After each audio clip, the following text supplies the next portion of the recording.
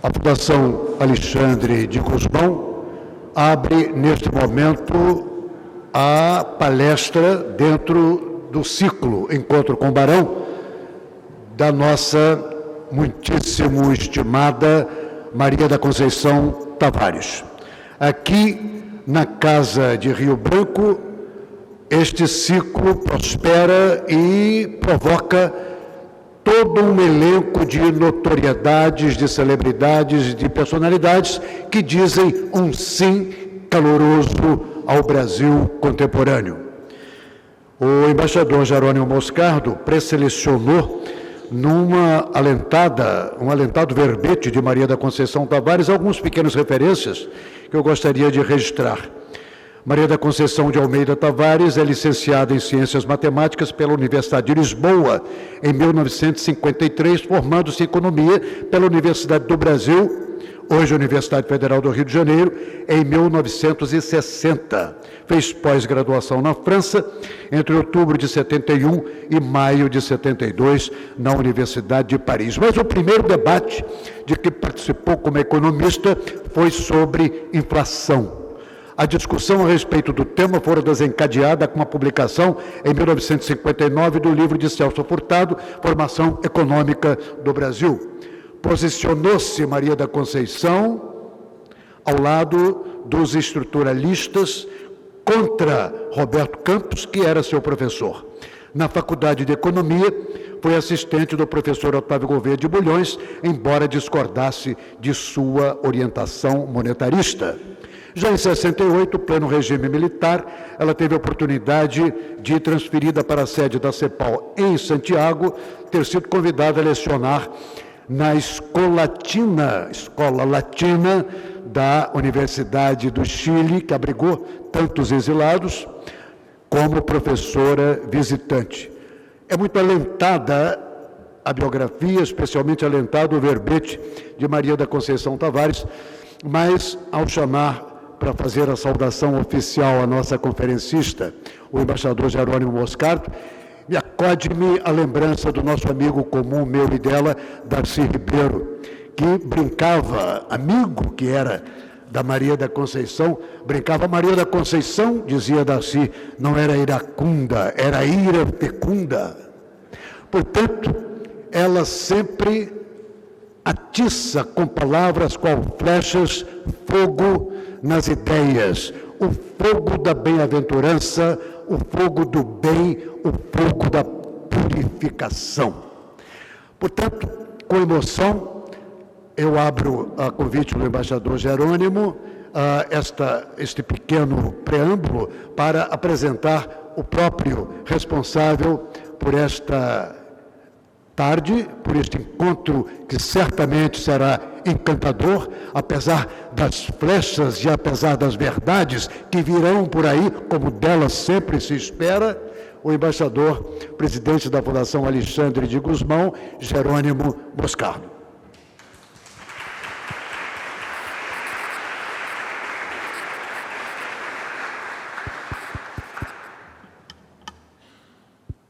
Primeiro, eu queria cumprimentar o dono da casa, o embaixador Marcos de Vicence, e, em nome dele, todos os embaixadores presentes, meus senhores e minhas senhoras.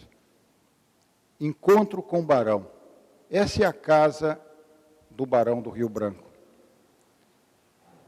Apaixonado pelo Brasil, o nosso herói, talvez o único país do mundo que tenha um herói diplomata, e essa casa e o Barão do Rio Branco hoje recebe grandes brasileiros. Já recebeu aqui Eduardo Portela, Ariano Suassuna, Cândido Mendes, Hélio Jaguaribe, e hoje recebe Maria da Conceição Tavares. Por que Maria da Conceição Tavares? Primeiro, para que serve os grandes homens? A ideia que Maria da Conceição Tavares é uma paixão brasileira. Mais do que uma personalidade brasileira, é uma paixão brasileira. eu falando aqui de Teresa Quintela, que foi embaixadora em Moscou, se dizia muito que o russo é o brasileiro com patos. E aqui que o brasileiro seria um pouco bossa nova, em tom menor. E a Maria da Conceição Tavares justamente nos dá essa paixão extraordinária, que talvez falte um pouco até na música popular brasileira, que a partir da bossa nova só tem tom menor, não tem a grande cantora.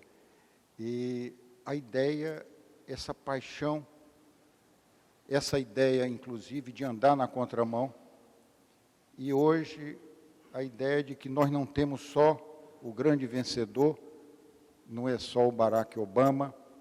Eu acho que a grande vencedora hoje no Brasil é Maria da Conceição Tavares, que foi sempre a grande defensora do mercado interno, do fortalecimento do mercado interno brasileiro, contra as ideias monetaristas, inclusive escreveu um livro, Um Salto para o Caos, que foi um pouco profético do que aconteceu nesse cassino que se transformou a economia mundial.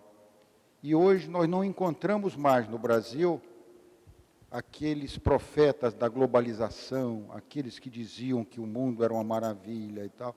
E nós temos aqui uma profeta vitoriosa, que preconizou, inclusive, ela discrepou com muita coragem dos seus mestres, de Otávio Gouveia de Bulhões, de quem ela foi assistente. O Otávio ficou monetarista e ela defendeu o estruturalismo. Ao mesmo tempo, o Roberto Campos. E depois o próprio Celso Furtado.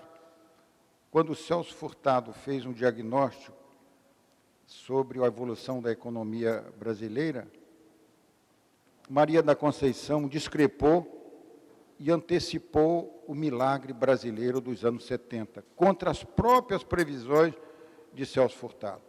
De modo que eu acho um momento, hoje, nós vivemos um momento muito importante no mundo. E para que servem as grandes personalidades? Para falar alto, falar claro, falar profundo, e nos dá não só conhecimento, mas sabedoria.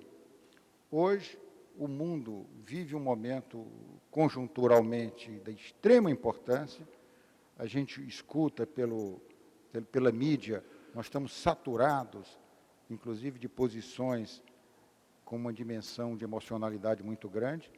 E nós temos o privilégio aqui de ter na assistência não só a ideia do cidadão brasileiro, nós temos também um embaixador como Ovídio Melo, que é o nosso grande embaixador, o nosso grande, que construiu a nossa política africana, uma das glórias do Itamaraty. Ele é um pouco aqui, representa o nosso decano, o nosso barão. De modo que nós estamos numa espécie de sessão espírita aqui, o espírito do barão aqui vai encarnar no Ovídio, e representando aí a Barra do Piraí, e ele vai nos ajudar a receber. E eu pediria que Maria da Conceição Tavares nos dê a sua depoimento sobre essa sua travessia extraordinária e com essa paixão brasileira, nos explica essa travessia. E a palestra de Maria da Conceição Tavares vai ser seguida de debates, de modo que nós estamos antecipando aqui, ela vai fazer várias provocações para nós continuarmos num debate. Se preparem para o debate, que depois do debate nós vamos ter um coquetel. Mas antes vamos ter muito debate. Muito obrigado, Maria da Conceição.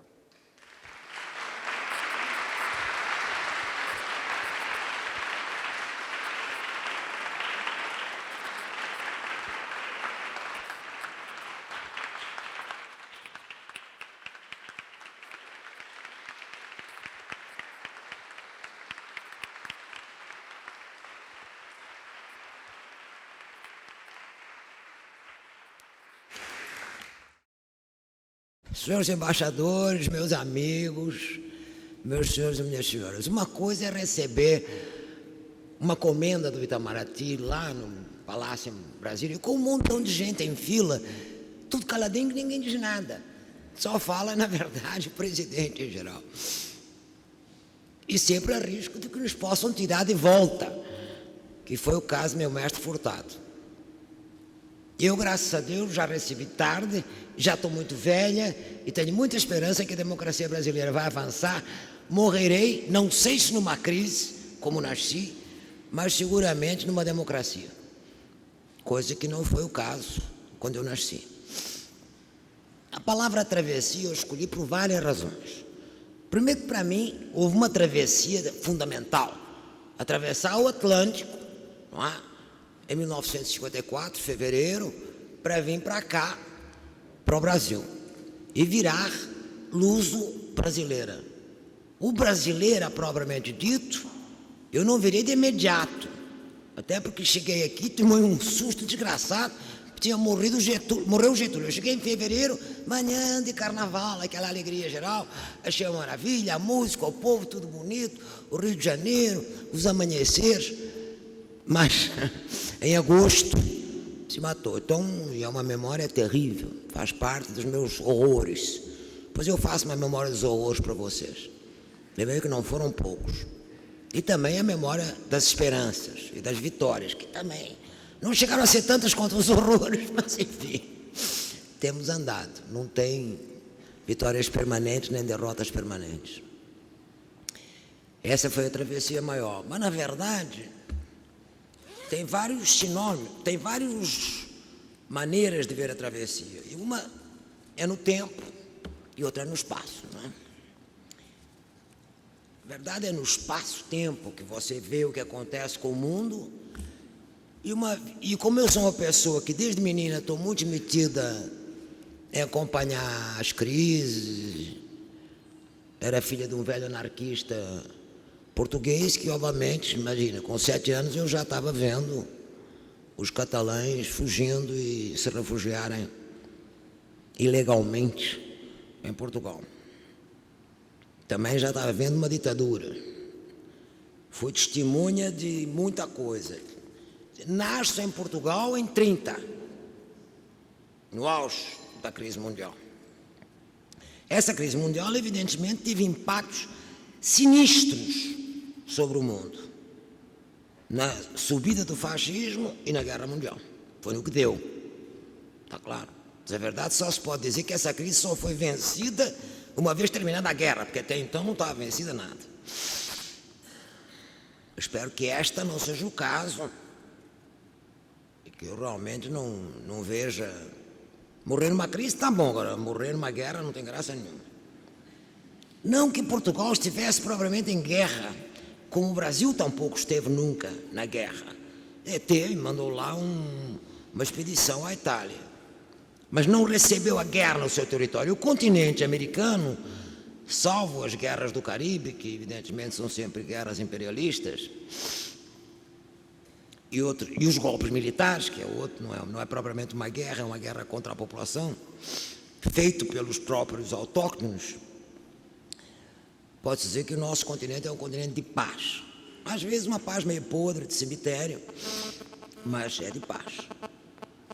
Agora, lá em Portugal, obviamente que meu espaço de visão era primeiro a Península Ibérica, porque logo em seguida começou a Guerra Civil de Espanha, e depois a Europa. Então, com o primeiro Hitler e Mussolini, e logo em seguida Franco, e mais o Salazar, que era uma versão jesuítica do fascismo. Nosso fascismo, nós nunca damos para muito fascismo, a gente é muito jesuíta, como a nossa ditadura daqui, também não foi uma ditadura à la chilena, à la argentina, não. Nunca é tão mortal, é uma coisa de envenenar.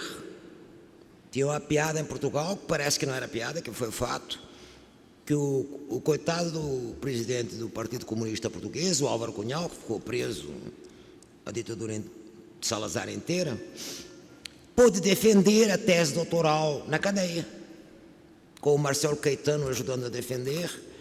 E quando pegou uma tuberculose, o conselho dos médicos da ditadura foi dar bifes e ovos, porque ele morreria seguramente por falta de vitaminas. O que vocês vão convir que não é uma maneira... Não lhe arrancaram os olhos, é isso que eu estou falando.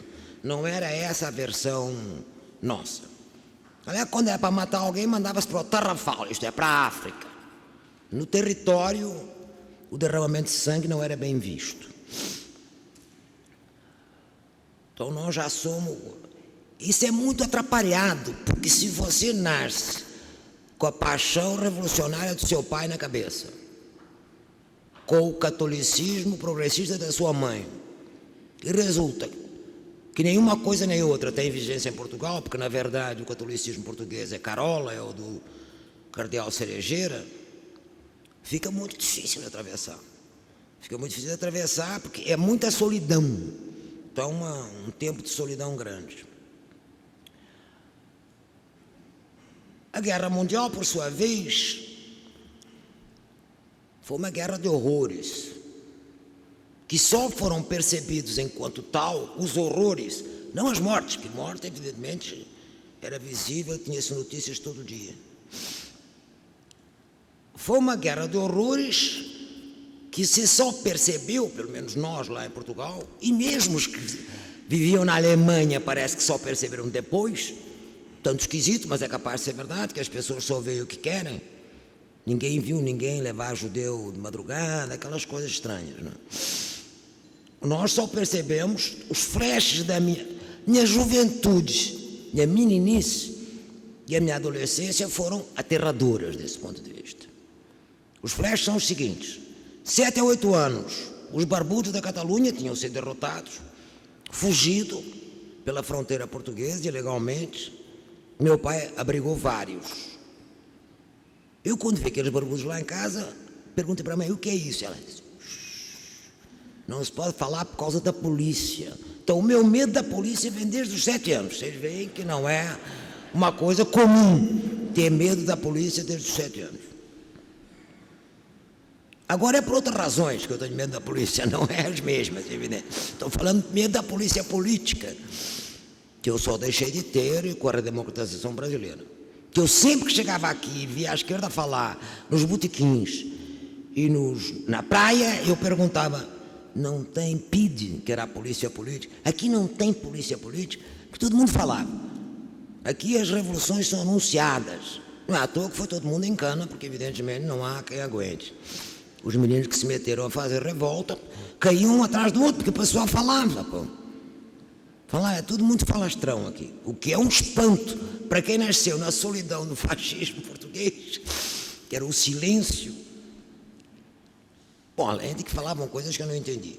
Basta ver que eu cheguei aqui e a esquerda toda dizia que o Vargas era vendido ao imperialismo, claro, não era nacionalista e era um populista desgraçado que na verdade enrolava o povo. Aí o velho morre, 24 horas depois é o contrário. Eu achava estranhíssimo, que não via nada disso. Eu via que o pessoal gostava do Getúlio. Porque vocês têm certeza? Não tem, você está chegando de novo. Isso aí é o jornal deles. Enfim, o resultado evidentemente não foi bom. 12 anos, meus senhores. 12 anos eu ouvi pela BBC de Londres, que era a única coisa que podia nos permitir em Portugal e no mundo, no modo geral, acompanhar os fatos da guerra, as seguintes graças: no mesmo ano, queda de Paris, batalha da Inglaterra, batalha de Stalingrado. Isto é, a civilização ocidental e cristã por um fio. E era uma choradeira, quer dizer, você imagina que cai Paris, chora a família toda. Batalha da Inglaterra, aquele horror, porque bombardeio atrás de bombardeio, Londres praticamente destruído, e a batalha de Stalingrado, que foi o que decidiu a guerra, a dizer a verdade. Ali os russos pararam o avanço nazista alemão. Só a partir de 42 é que começou, não continuou o massacre, evidente, mas começou a possibilidade de vitória. A dizer a verdade, a possibilidade de vitória começou quando os japoneses atacaram os Estados Unidos, que eu nem prestei atenção, porque para mim só tinha a Europa, está claro? o Oriente, os próprios Estados Unidos. Estados Unidos era jazz e Hollywood para mim, não tinha outra coisa. Não era da minha cultura. Minha cultura era francesa e italiana, com o cinema do realismo. Isso aos 12. Aos 15, alegria geral, termina a guerra na Europa, eu vejo as tropas, eu não, todos os portugueses em Lisboa, fomos ao embarque das tropas salvadoras do mundo, que eram as tropas americanas. Basta aplausos, choradeiras, bandeiras, bandeira portuguesa, bandeira americana, etc. Alguns meses depois, não muitos, bomba de Hiroshima. Eu confesso que a partir da bomba de Hiroshima eu comecei a suspeitar que com os americanos é sempre bom ter cuidado. Espero que não aconteça o mesmo agora. Eu fiquei alegríssima com a vitória do Obama, como todo mundo, me comovi para burro. Espero que não seja o mesmo que a minha despedida das tropas, né?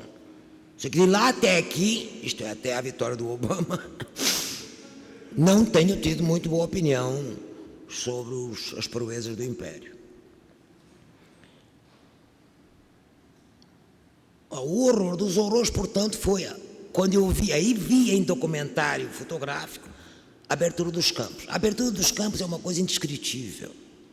Não é um negócio de números. Você pode morrer ou não sei quantos. Não. É você ver a câmara das tropas americanas filmando a abertura e milhões de vivos mortos, empilhados. Era uma coisa... Eu tive pesadelo a minha vida inteira, a dizer a verdade, mas imaginem na juventude. E a bomba de Hiroshima foi outro horror. Que a imagem também dos pessoal todo queimado, aquele cogumelo monstruoso, e totalmente desnecessário. Totalmente desnecessário. Foi... Ainda bem que não foi o velhinho, que é outro que eu simpatizava, porque evidentemente o velho... presidente dos Estados Unidos, o velho Roosevelt, era um velho muito simpático, mas ele morre. E aquele provinciano desgraçado, daquele sujeito que o seguiu, resolveu fazer uma visitinha lá e dizer que estava bem. Contra o ponto de vista do MacArthur, que não queria absolutamente bombardear o Japão, porque ele ia desembarcar no Japão e virar o vice-rei do Japão. Como, aliás, virou do mesmo jeito, mas enfim. Teve muita dificuldade de fazer as pazes com os japoneses depois de uma desgraça daquelas. Isto é o meu tempo português, meus senhores. Meu tempo português é isto. Fui alimentada intelectualmente desde menina, porque meu pai era anarquista e os velhos deixaram lá os livros, dos 9 aos 14 com literatura russa. Aos 9 anos eu li A Mãe de Gorky, vocês podem imaginar. E confesso que dos 9 aos 14 ler os russos, que são uma espécie de portugueses um pouco mais atrapalhados, não fez nada bem à minha cabeça. Nada bem. Por sorte, aos 14, a coisa da cultura francesa era dominante e nós tínhamos, pelo menos na minha paróquia, um padre que era da linha do Monnier, da linha dos chamados padres operários. Então eu virei católica de esquerda aos 14. Até então eu era meio anarquista, meio comunista. Eu tinha um tio comunista e um pai anarquista. Os almoços dos domingos, vocês podem imaginar o que eram em plena guerra civil. Eram a pauleira, né? Entre um e outro, porque se detestavam. Eram inimigos figadais. Mas a verdade é que depois dos 14 aos 18, foi a literatura e a filosofia francesa. Eu ganhei o prêmio Descartes no liceu público, de meninas, porque lá era separado os liceus, não se misturava meninos com meninas. Ganhei o prêmio Descartes com 16 anos. E pouco depois entrei na universidade. Também não tinha vestibular. Se você tivesse média alta nos últimos cursos do bacalaureat, que era do sistema francês, você entrava. Então eu entrei para a Politécnica, começando por engenharia, onde me dei péssimo. Não tinha o menor jeito para nada daquilo. Daí fiz matemática. E só depois dos 18 anos, e basicamente até aos 23, isto é, enquanto estava já na Politécnica, etc., é que comecei a ler a literatura americana. Até porque eles tinham ganho a guerra. americana e inglesa, que eu não tinha lido como literatura. Os modernistas ingleses, que eram grandes romancistas. Por sorte, ambas as literaturas eram altamente críticas aos seus países de origem. Então, ler literatura americana era, na verdade, um instrumento de crítica à civilização americana, porque os grandes todos criticavam aquela sociedade muito desigual, escravista, racista, desigual, enfim, essa coisa que depois levou 40 anos de luta recente para que finalmente se ganhasse os direitos civis e eles pudessem ter o privilégio de ter um negro, ainda por cima de origem africana, o que não deixa de não ser o original. Espero que o Quênia não queira a estrela e virar o Porto Rico da África, mas se quiser é um direito deles. Cada um faz o que quer. O fato é que essa foi a minha formação intelectual. Bom, agora, no caso do Brasil, não é os flashes do terror, são os flashes do medo aqui. Por que isto? Porque tanto no Brasil quanto depois na minha travessia latino-americana, as nossas democracias eram muito frágeis, muito frágeis. A primeira vez que eu acho que há uma democracia mais aprofundada é agora, nos últimos 10 anos, digamos. Que mesmo ali, depois da Constituinte, ainda teve o período do Collor, que foi atrapalhado, ainda teve a desmontagem da Constituição pelo Fernando Henrique. Quer dizer, não é uma democracia muito estabilizada a nossa. Nos últimos 10 anos está mais estável, espero que continue estável, e que caminhamos na direção daquilo que o Darcy Ribeiro... Porque eu, quando cheguei aqui, o Darcy me convenceu, pouco depois da morte do Getúlio, mas como acabou de morrer... Isto passa, esse Lacerda não ganha, você vai ver, e realmente não ganhou, louvado seja Deus. Aliás, confio que é uma figura que eu odiei em vida, e tive dificuldade em perdoar depois da morte. Claro que aos outros não perdoo nem depois de mortos, o Hitler, o Stalin, que dei em conta lá o diabo. Mas o velho Lacerda, como ele fez a frente ampla, ele percebeu a estupidez que tinha feito ao precipitar um golpe, mas eu tinha ódio dele, ódio. Porque ele aparecia na televisão e eu sabia que todas as malamadas do Rio de Janeiro iam rezar terço, botar vela na janela e torrar o nosso saco para derrubar o Jango. Sabia, não tinha jeito, entendeu? E já tinha acontecido o mesmo com o Getúlio. Quer dizer, era o Corvo, ele tinha um jornal que era o verdadeiro Pasquim, não o nosso Pasquim de esquerda, mas o dele, Tribuna da Imprensa, acho que chamava. E ele falava muito bem, era um defroquê, ele tinha sido de esquerda na juventude. Quem foi de esquerda na juventude e vira de direita depois de mais velho é ruim. É ruim. É melhor o contrário. Quem é de direita na juventude e vira de esquerda. Por exemplo, o nosso queridíssimo Tristão da Tahiti, que era um católico conservador quando era jovem e que depois virou uma das pessoas mais admiráveis e progressistas. Bom, é isso. A nascer torto, nasce a torto e depois endireite. Não fique com ar de que é progressista, porque isso eu sempre disse para os meus alunos. Eu tenho 40 e tantos anos de ensino. Que o olhar, brilhar o olhinho aos 20 anos, pela Revolução Social, pelo socialismo, agora ninguém mais por isso, mas enfim, pela inclusão social, pelos pobres, é bacana. Eu quero ver depois dos 30, 40, 50. Para espanto meu, eu verifiquei que alguns aos 60, colegas dos que lutaram pela democratização, lutaram duro durante os 21 anos de ditadura, todos estávamos juntos, e de repente, não estamos mais juntos. Isso é outra perda, mas não faz parte do horror. Então os meus medos são simples. Agosto de 54, morte do Getúlio. Um medo espavorido. Eu até minha filha, eu tinha vindo grávida. E o meu marido sumiu. Foi com os amigos dele, comunas, lá a salvar o pasquim deles, que obviamente foi empastelado devidamente pela população, que ninguém... A manchete do jornal no dia da morte era Getúlio vendido ao imperialismo. Estás a ver o que lhes aconteceu, não? Como eram ruins de diagnóstico. Qualquer besteira que a esquerda faça nesse país já teve precedentes. Não tem tal coisa como dizer começou tudo com a luta armada. É mentira. Quando eu cheguei aqui, eles já estavam fazendo luta armada em Goiás e no Coisa, ligando a intelectual à produção, era o Congresso da Mantiqueira, era a linha dura e dizendo barbaridades sobre o pobre do Getúlio. Este Getúlio, não o outro. Ao contrário, no outro eles tinham apoiado. Depois, por causa da guerra. Então era uma maneira de se comportar que deixava, que requeria um tipo de considerações, às vezes, muito difíceis de fazer. Não é? Por isso é que é difícil que o grosso da população brasileira siga a esquerda. A esquerda é muito confuso. Haja vista agora as nossas. Dizer a esta altura que o Gabeira é de esquerda, vocês vão me desculpar, mas trata-se de uma piada, evidentemente. A piada só pode ser. Que o outro não é, isso já sabemos há muito tempo. Mas o Gabeira realmente eu vou te contar. Mas aconteceu, não aconteceu? Mas não é que as pessoas... Aqui no Rio de Janeiro, então, tem um certo delírio. Eu acho que é muito calor, muito carnaval. O doutor Bulhões dizia que em Brasília havia um problema porque não tinha oxigênio, perturbava a cabeça do Banco Central. Ele tem experiência, perturba mesmo.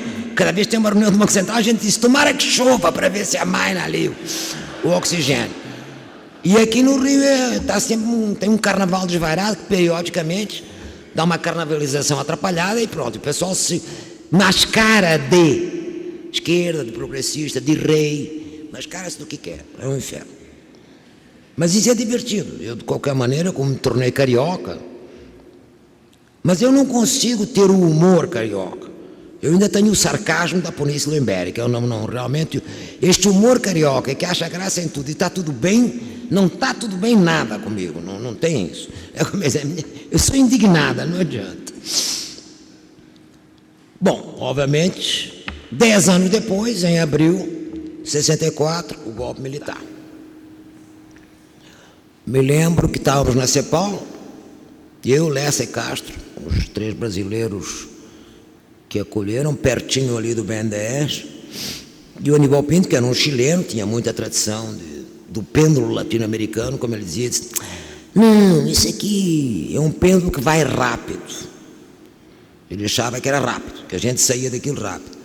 Furtado, no entanto, que foi punido logo no primeiro ato institucional, disse, não vai rápido, vai durar de 14 a 20 anos, durou 21, só 21. Esta altura eu já levo nas costas a seguinte graça, 21 anos de ditadura em Portugal. Os 2 primeiros não contam porque era aquela atrapalhação da crise, mas só teve golpe militar e ditadura a partir de 32. Então, levei 21 lá, 21 cá, 42, como tenho 78, só tenho 36 de democracia, dos quais a maioria estáveis. Então, era bom eu viver pelo menos mais uns aninhos para ver se empata, né? Para não morrer com um saldo negativo. Vamos ver se Deus ajuda eu completar meus anos de democracia. O outro flash do medo foi o AI-15, o AI-5, mas eu não estava jamais aqui. Por sorte estava no Chile. Eu digo sorte mesmo, porque todos os meus colegas de universidade que participavam da reforma universitária, da discussão com os alunos sobre estratégia, debate estratégico, debate não estratégico, aquela brincadeira que os meninos gostavam de fazer, e que acreditavam que tinha estagnação, e eu dizia, não é verdade. Enfim, não é, o Delfim está aí, não é isso que vai acontecer. Bom, em resumo, eu tinha ido em setembro para o Chile, escapei pela tangente, senão eu teria perdido a cátedra, teria perdido a cadeira, teria sido aposentada, como foram todos. Daquela época escapámos eu e o Vefor, em São Paulo. Na USP escapou o Vefor porque estava na Inglaterra, e eu porque estava no Chile, no FRJ, porque todos os demais professores progressistas foram devidamente punidos pelo AI-5. Então eu já estava lá, mas foi um susto. Foi um susto duplo, porque tinha os refugiados que estavam lá desde 64 e que iam voltar. E vários voltaram. Doutor Adão, o filósofo do Eusébio, oh meu Deus, como é que ele chama? Isto, Álvaro Vieira, voltaram. O Álvaro Vieira foi reduzido a fazer tradução de romance policial. Álvaro Vieira da Cunha, um dos grandes professores de filosofia da UFRJ, fundador do ISEB, pensador crítico de fôlego, na sua velhice, ao ter voltado fora do contexto, porque não podia esperar, está claro, morreu fazendo traduções de romance policial, quase enlouquecido. O velho Adão não, porque o velho Adão tinha uma família ampla, era médico, e era mais velho, né? Mas assim mesmo, enfim, era uma geração brilhante.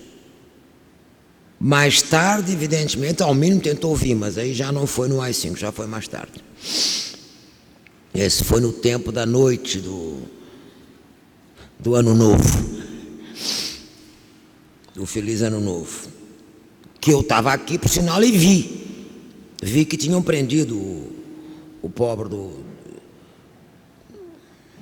de memória de nomes, não botei aqui, enfim, o que supostamente ia trazer ele, e que disse para todo mundo ouvir: Ipanema, é isto, festa de Ano Novo, todo mundo diz que está na telha, Almino vai voltar, não tem problema nenhum, eu estou encarregado de trazer. Eu, quando ouvi aquilo, disse: vai dar besteira, e disse para ele, como é que você fala uma coisa dessa? Aí liguei para o Almino e disse: eu tenho a impressão que está se avizinhando uma trovoada, o tempo está para mudar aqui, é melhor você esperar aí num veranico, depois quando eu chegar aí eu falo contigo.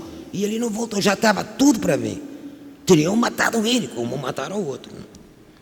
O velho Almino é exatamente da minha idade, talvez um ano mais velho. É dos poucos do exílio com quem ainda me dou bem, que continua da minha banda. Fernando Henrique, como todo mundo sabe, mudou de banda. Mudou de banda. Ele e vários outros, enfim. Vefor mudou de banda. No caso, Vefor sumiu, nem sei o que está fazendo, se é verdade. Mas enfim, Fernando Henrique, infelizmente, perpetra os seus artigos, que eu confesso que já não leio. Eu sempre li tudo, em editorial, Jornal da Literatura, leio editorial até hoje. Até do Globo eu leio, imagina. A paciência, leio. Porque eu estou habituado, eu fui treinada na ditadura, não tinha outra imprensa. O único jornal que a gente lia era para se informar do mundo. Chamava-se Tribune des Nations. Era um jornal que é mais ou menos o que hoje é o Monde Diplomatique. E que você lia para saber o que estava acontecendo no mundo, dado que a nossa imprensa não era provavelmente de confiança. Então você aprendeu a ler nas entrelinhas. Eu leio nas entrelinhas. Eu acho a maior graça de ler aqueles artigos daquele articulista político do Lobo, e ler nas entrelinhas o que ele quer dizer. Quando ele fica progressista, então hoje ele estava um primor de progressismo. Eu olho até o fim, aí no fim o rabinho está lá, não tem jeito. É muito divertido, mas não recomendo para a turma jovem, que é um esporte muito desagradável. Muito desagradável, muito envenenado. Bom, e outra tragédia foi, obviamente, 11 de setembro de 73, a queda da Allende. Com tanto azar que aí trocou. Eu estava cá e minha filha ficou lá.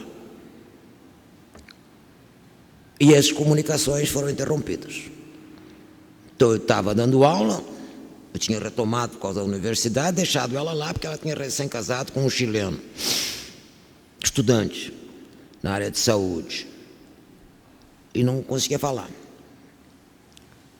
Ao fim de uns 4 dias restabeleceu as comunicações, ela conseguiu falar comigo por telefone, e o primeiro avião que pisou no Chile, com os refugiados, que é o avião da UNRWA, o avião do delegado dos refugiados, desci eu e ele sozinhos em Santiago. Mas o diretor da CEPAL estava esperando. E foi um homem muito corajoso. Ele impediu, por exemplo, que ninguém da CEPAL fosse preso. Não autorizou. Disse que se fizesse isso, ele tirava a sede da CEPAL de Santiago. E realmente não fizeram. Mas vocês podem imaginar o que eram as noites com toque de queda em Santiago. Está aqui o companheiro. Jogávamos pôquer junto com o nosso amigo Paulo Renato Souza, que é outro que virou, mas que na altura era uma figura admirável, passava, ele tinha chapa branca e ele passava as noites durante o toque de queda, passado. Primeiro jogava pôquer com a gente, depois saía, porque o Serra teve que se exilar na embaixada. Quem tratava disso era o Serra, a dizer a verdade, era o delegado da colônia para refugiar nas embaixadas. Mas que o Serra sumiu, entrou o Paulo Renato a fazer isso. Então era um esporte arriscado.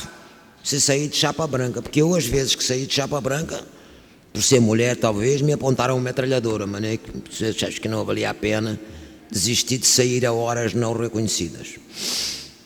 E nós ouvíamos o matraquear das metralhadoras nas favelas de Vitacura, que era o bairro de luxo. Nós vivíamos no bairro rico, mas como sempre, lá como em toda a parte, em torno dos ricos viviam os pobres. E depois no dia seguinte a gente viu os cadáveres vindo pelo rio Mapocho abaixo.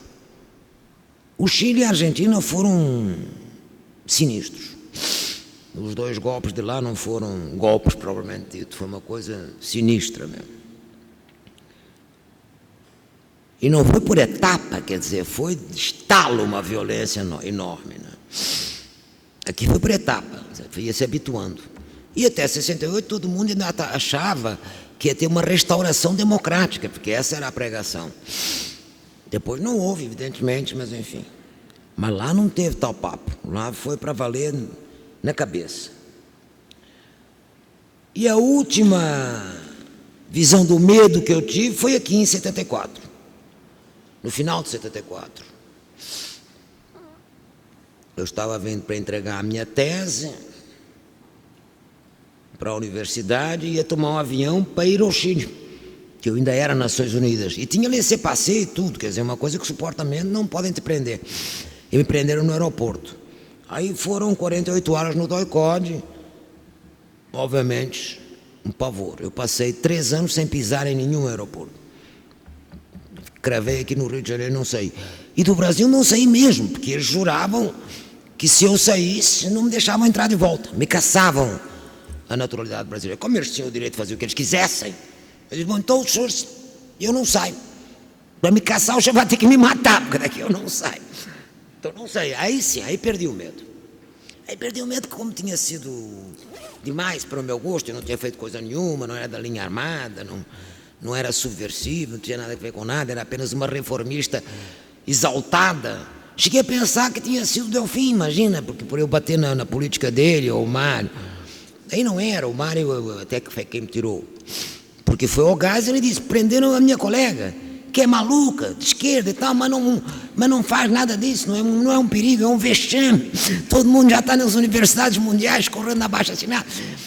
E parece que é o que ele disse, que não era contra mim, era contra ele. O problema é que a minha pressão foi contra o Geisel.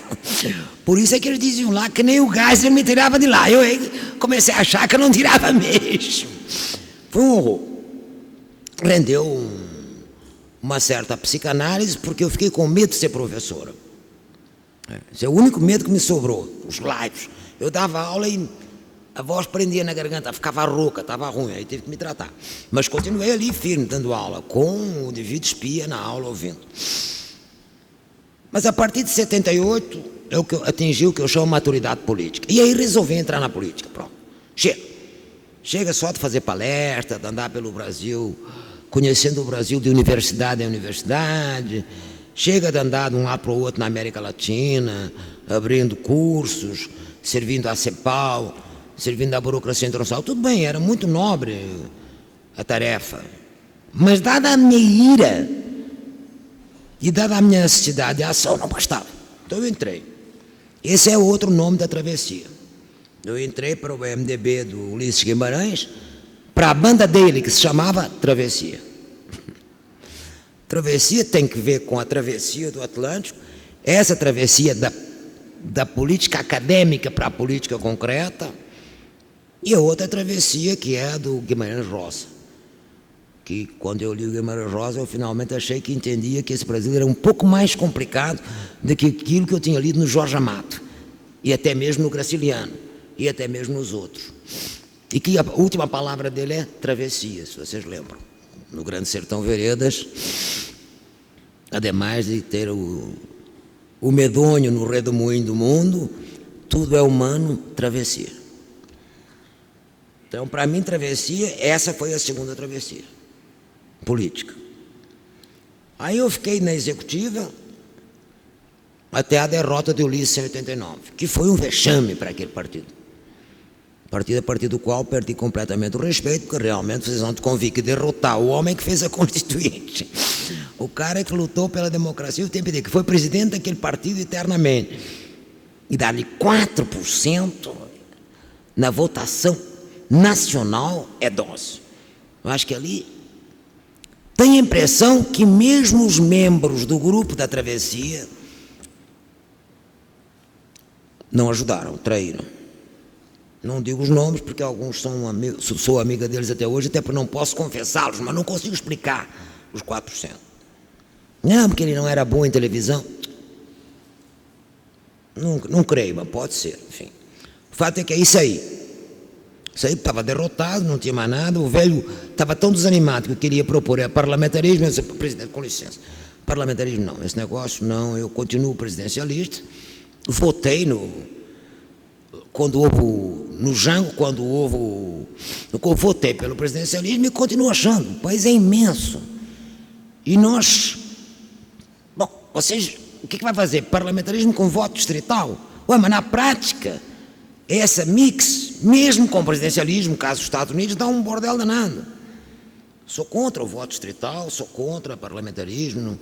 Num país deste não adianta. País continental não tem jeito, não é uma confederação ainda por cima. É que não tem muito sentido. Bom, então aí ingressei no PT. Ingressei no PT e em 94 eles me mandaram, na verdade votaram em mim, aí não foram apenas eles disseram que me davam a vaga para deputado. Eu perguntei, mas por quê? Eu detesto. Também deputado eu não queria, eu já estava na executiva. Não, para deputado. Por quê? Porque aí depois eu me dei conta, o Mercadante, que era o economista da bancada, tinha sido visto do Lula. Então não tinha um deputado economista na bancada. E estavam no Congresso Campos, Delfim Neto, figuras importantes da economia. E no Ministério, o Malan. Precisava lá alguém no Congresso. E essa foi uma tarefa muito dura, porque foi quando eu fui deputada que desmontaram a ordem econômica e a ordem social da Constituição. A Constituição, na verdade, mantiveram a ordem jurídica e democrática. Isso é verdade. Portanto, nós temos 20 anos de democracia constitucional com os direitos civis, etc. Isso tudo bem, não tocaram. Mas, em compensação, a ordem social desmontaram logo, separaram a Previdência da saúde, enfim, atrapalharam tudo, desmantelaram, e a ordem econômica desmantelaram toda. Toda. Um dos dias mais duros, sem bandeira brasileira, eu tinha, só que eu ia de preto. Hoje não tinha porque vim de preto, porque hoje é uma festa. Mas eu falei, Almini e eu falamos contra a derrubada do monopólio do petróleo. Ele foi de preto, eu também, mas eu agreguei a bandeirinha, porque o Almini todo mundo conhece, a mim nem tanto. E foi um dia muito chato, muito triste, muito triste. Muito triste. Tinha-se lutado em praça pública pelo petróleo, não é uma luta de anteontem. Mas, enfim, escapamos, no entanto, de que eles privatizassem a Petrobras. Quase privatizaram, mas, enfim. É uma coisa complicada, essa coisa que tem até hoje. Vai dar complicação no pré-sal. Vai ter que dar um jeito de renacionalizar uma parte. E não privatizaram os 3 bancos que eles queriam. Estava no protocolo do Fundo Monetário, sim, porque foram ao fundo e iam lá. Bom, a situação é tão grave que o Serra, que tinha sido deflorestado do Ministério do Planejamento por causa da briga com o Malan, ele perdeu a briga, me chamou, ele era da Comissão de Economia no Senado, me chamou e disse, olha, a reunião vai ser no Senado, o debate. Entregaram ontem o protocolo de acordo e vão assinar depois da manhã. Mas como assim? Você não falou com o Fernando Henrique, que tem coisas horríveis? Falei, mas ele não ouve. Como quem vai falar no Senado é o Suplicy, que é um pouco enrolado, entende renda mínima, etc., mas esse negócio não é bem do ramo dele, eu vou recomendar a ele que te chame para você falar. Então lá veio para o Senado. Bom, era inacreditável o protocolo. Estava explícito no protocolo técnico de intenções a privatização do Banco do Brasil, da Caixa e do BNDES. Não estava explícito da Petrobras. Essa não estava explícito. porque parece que o Fernando Henrique avisou que os militares não iam topar. A verdade verdadeira é que os militares, apesar de direita no Brasil, nesse assunto eles eram nacionalistas, não adianta. O Geisel era um nacionalista de direita. E, portanto, esse negócio do petróleo não era um negócio tranquilo. Mas os bancos estavam. Agora, imagina se os bancos tivessem, nesta crise financeira agora, a beleza que não ia ser. Não é? Todos especulando, se fosse tudo banco privado. Aí, meus senhores, esta é a maturidade. Mas não é só memórias de tragédias e de derrotas, tem as memórias da mudança e esperança. JK foi um programa, um período maravilhoso. Durou só 4, 5 anos, mas foi ótimo. Na verdade, imagina, foi tudo, industrialização, energia, transporte, mudança da capital. Aí é que eu decidi que o Darcy tinha razão, que nós íamos ver uma democracia multirracial nos trópicos, porque o Juscelino tinha a maior cara de que ia promover esse tipo de democracia, e me naturalizei. Devo ao período JK, mais ao JK que a Bossa Nova, diga-se passagem. Trabalhei no BNDES, no plano de metas, a meta metal mecânica, eu estava trabalhando nela, enfim, foi um período bom, profissionalmente, bom de crença no Brasil. Acho que difícil, só agora, mais recentemente, são os 2 períodos assim mais esperançosos que eu vivi no Brasil, foi o do JK e os do Lula para cá. O resto não foram períodos mansos, não foram. Foi duro. A outra esperança, evidentemente, foi a eleição do Allende em 70. Era a primeira tentativa de transição pacífica para o socialismo. Dado que a de Cuba não tinha sido pacífica, tinha sido empancada pura. E o Allende tinha defendido isso, com unhas e dentes, no Congresso da Olas. O Fidel disse que não podia, ele mandou o Fidel dizer que disse: você andava de calça curta quando eu fazia política, e Cuba é uma ilha. O Chile tem muita tradição democrática, o que era verdade. Na crise de 30 tinham feito uma frente ampla, igual à francesa, uma frente ampla de esquerda. Tinha um partido socialista legal lá, antiquíssimo. De maneira que ele realmente tinha esperanças. E foi um alegrão. A dizer verdade, já foi um certo alegrão quando eu cheguei lá, mesmo durante o Frei, porque o Frei resolveu fazer, era democrata cristão.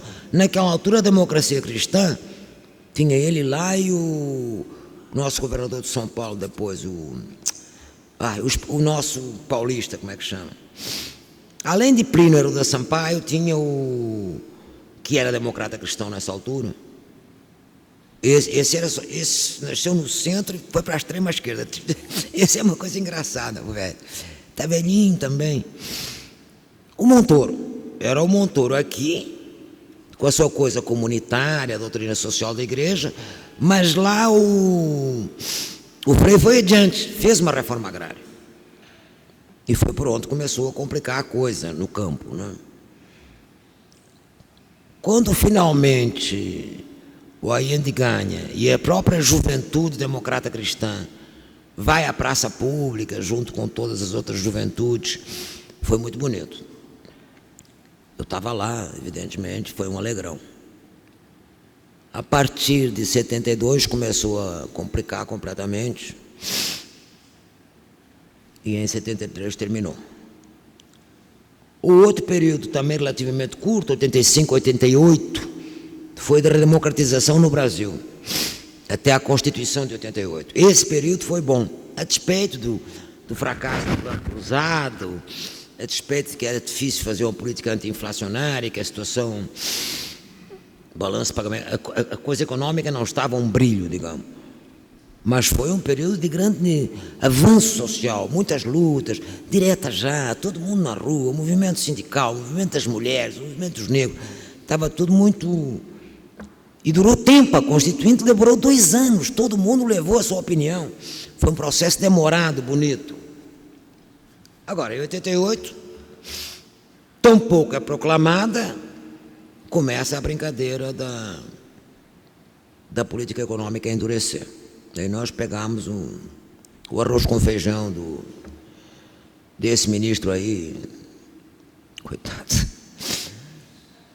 como é que ele chama lá, enfim, não importa. Um ministro está fazendo aqui, está por aí fazendo consultoria na vida, como sempre, e nós entramos em moratória, mas ele levantou a moratória e pagou, fez um acordo com o fundo e pagou 25 bilhões de dólares.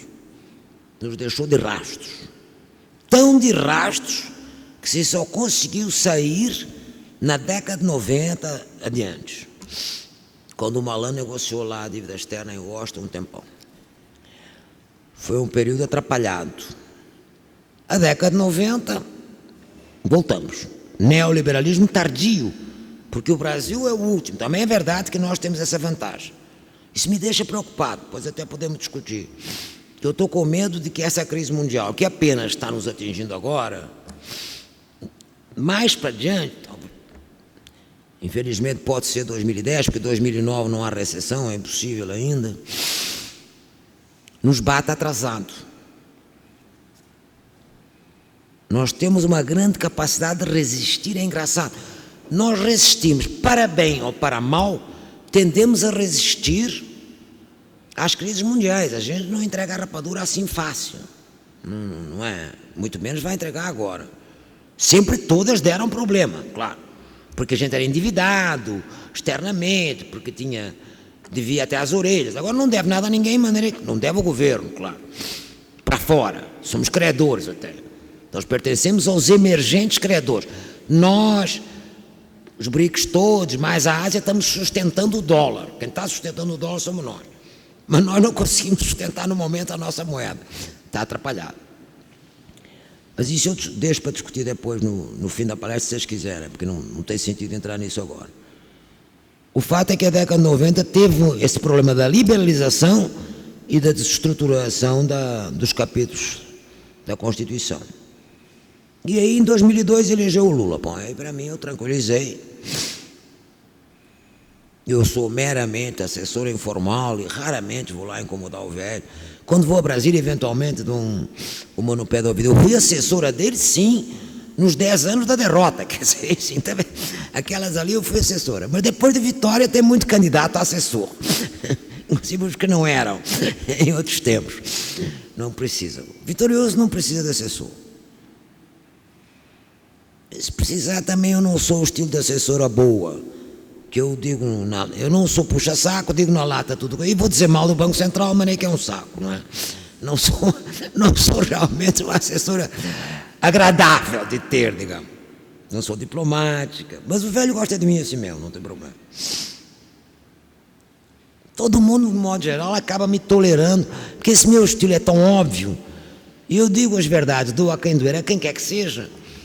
E tanto faz que seja de esquerda como de direita, que seja meu amigo ou não seja, que o pessoal acaba se habituando ao meu estilo e, na verdade, acho que no PT ninguém tem razão de queixa de mim a despeito de eu dizer as coisas de uma maneira dura.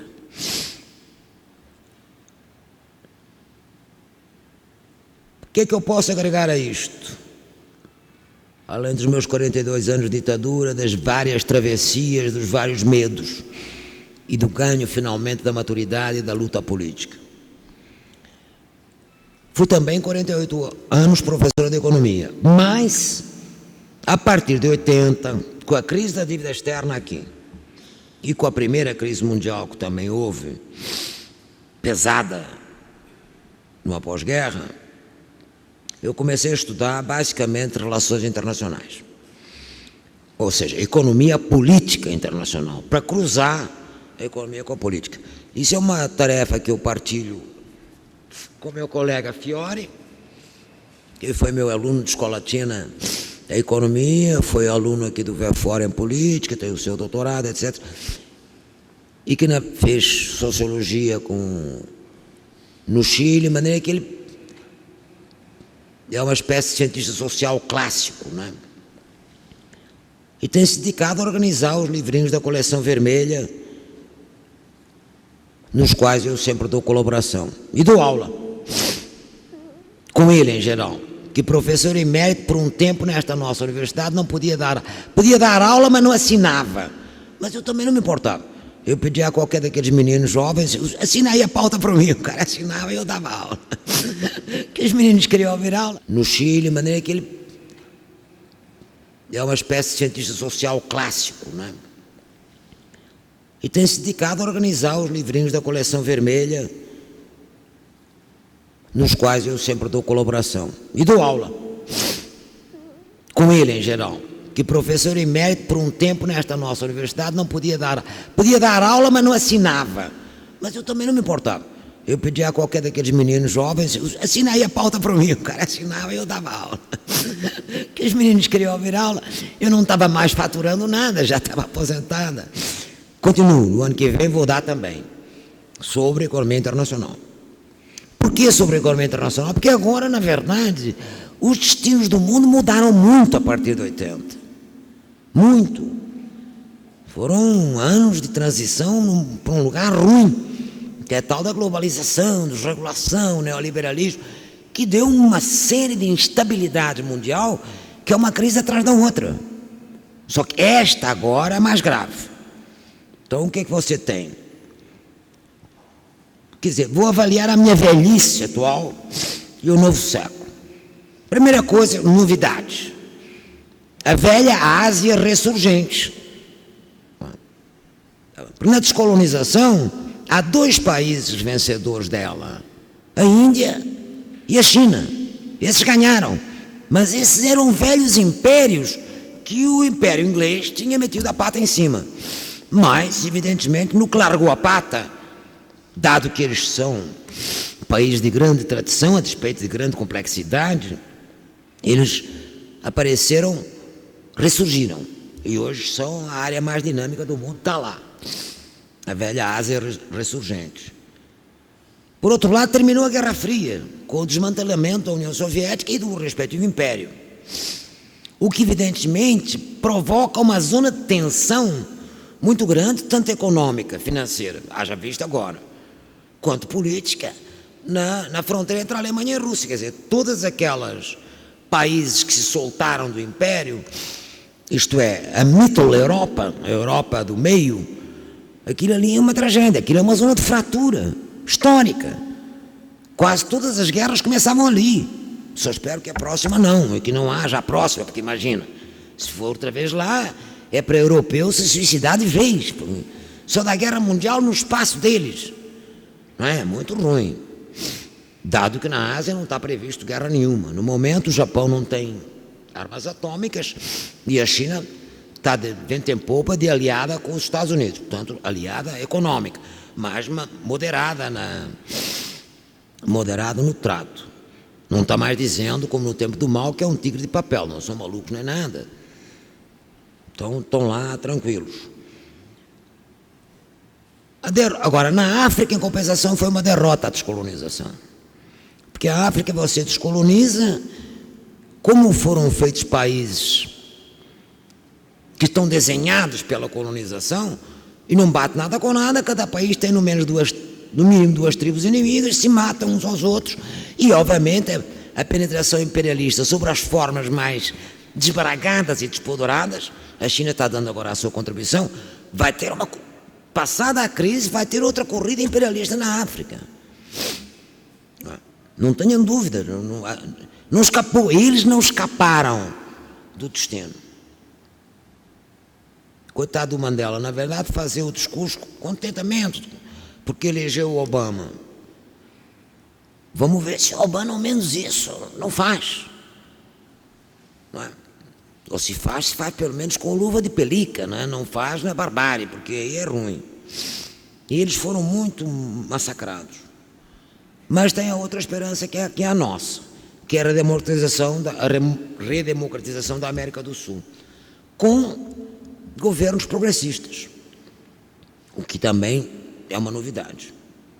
Nós nunca batemos no tempo, quer dizer, quando um tem um governo progressista, outro está em ditadura. Quando não tem ditadura é uma confusão.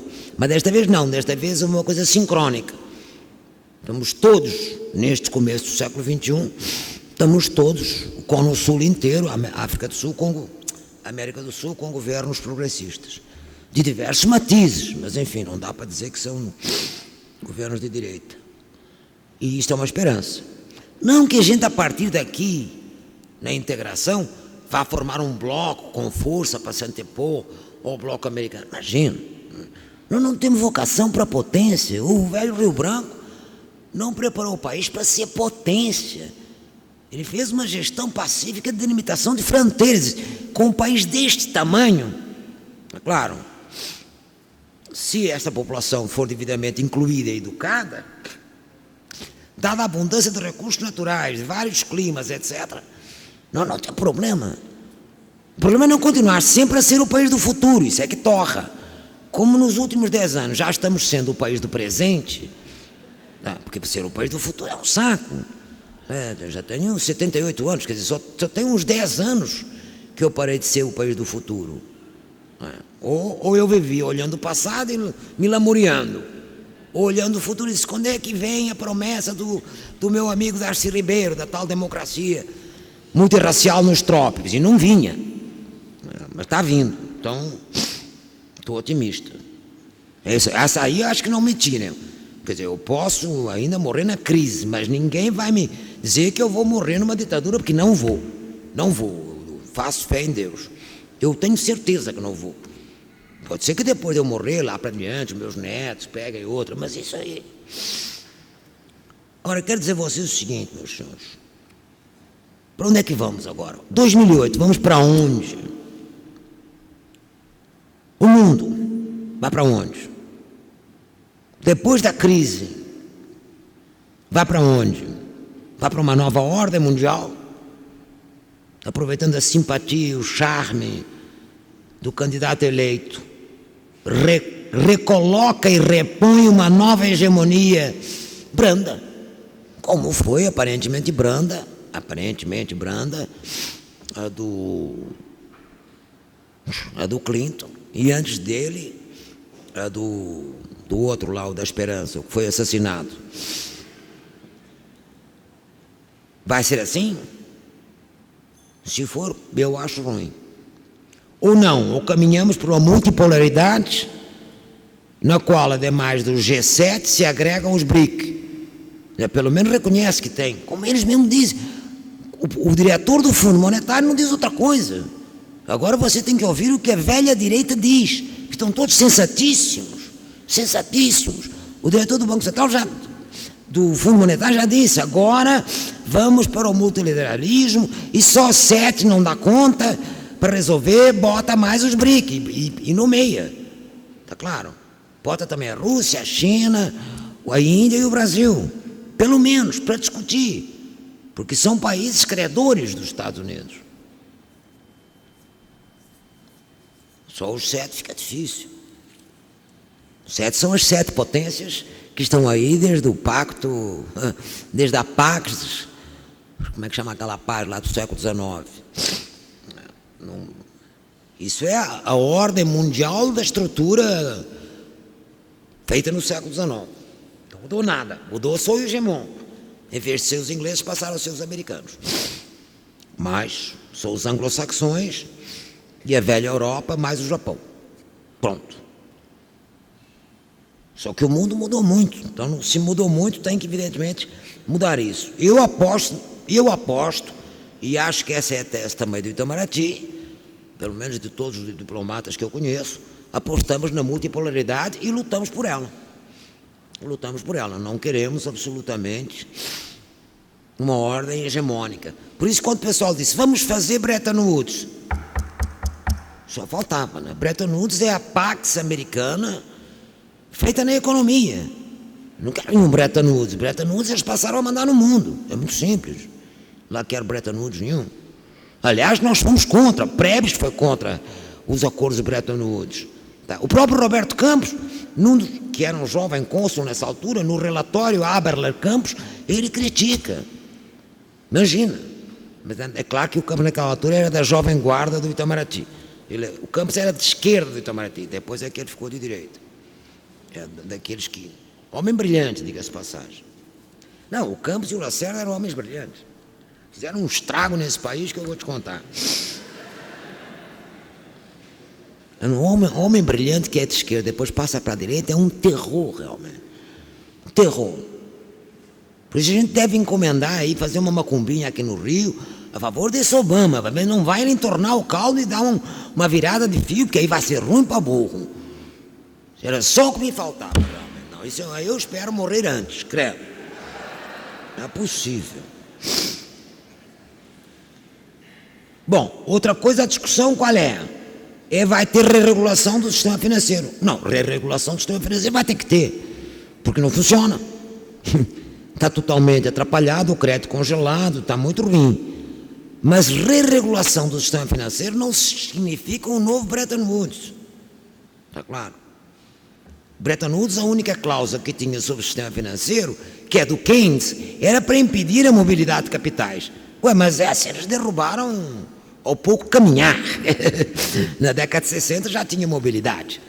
Quando começou o euromercado, e Londres abriu a praça dos eurodólares, acabou, ali já começou. Depois toca na década de 70, tome petrodólares, nos quais nós embarcamos para endividar nossas estatais. Aí tomamos uma moratória pelos cornos, evidentemente. Todo o programa de energia brasileiro se atrasou em 70 por causa disso. Porque a gente realmente... Se atrasou em 80, perdão. Por causa disso, porque nós ficamos totalmente endividados sem instrumento. Então, o para onde vamos é complicado.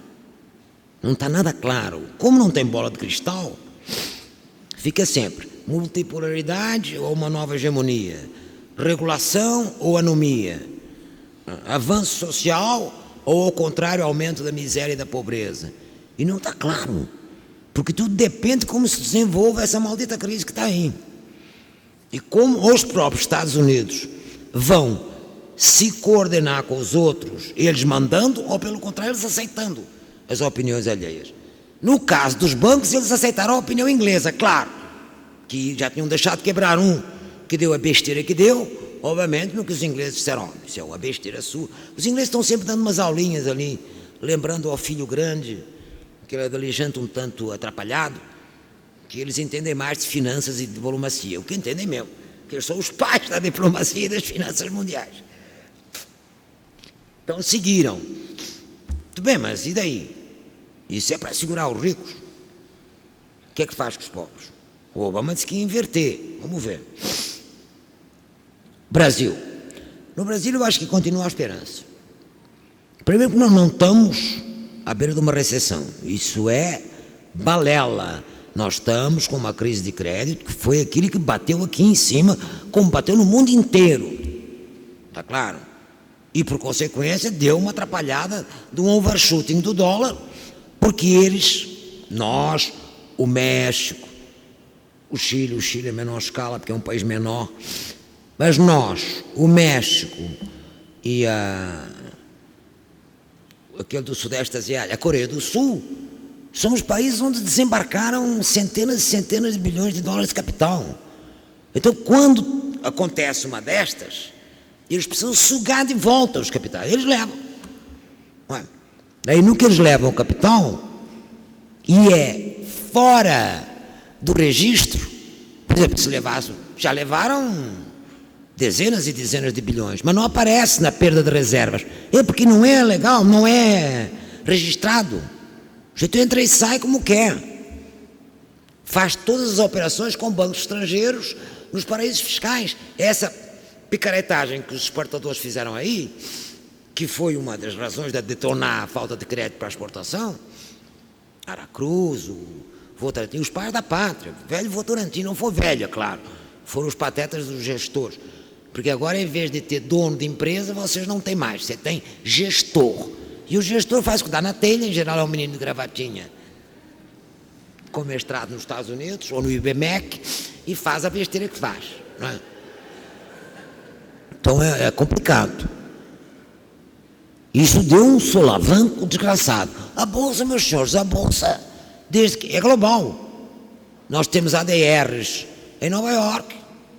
Eles sobem, nós subimos. Eles baixam, nós baixamos. Só que mais amplamente, está claro. Eles sobem 3, a gente sobe 7. Eles caem em 3, a gente cai 7, 8, 9, que é para ver o que é bom. Sobretudo, nós somos elásticos na baixa. Nós estamos numa situação tal que as ações das grandes empresas o patrimônio líquido declarado em bolsa da Petrobras é inferior à caixa da Petrobras. E isto vale para a Aracruz, isso vale para todos, para a siderúrgica, para todos. Por quê? Porque não tem crédito. É claro, porque não tem crédito lá também. Eles sugam os dólares. E a bolsa é uma sanfona. A bolsa é uma coisa totalmente especulativa, desvarada, e não vai se recuperar tão cedo. É a única coisa que eu posso dizer a vocês.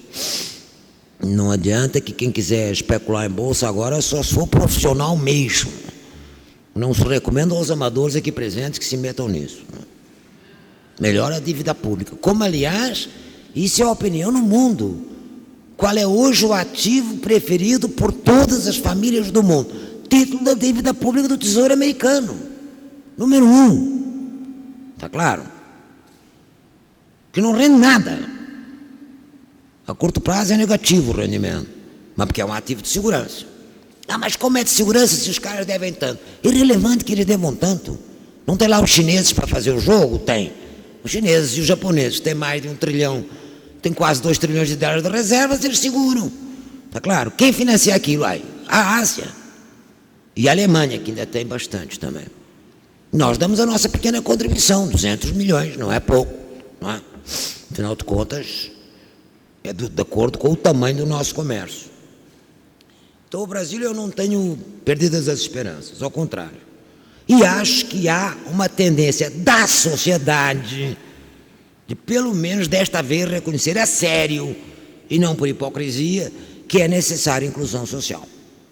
Agora já não é hipocrisia.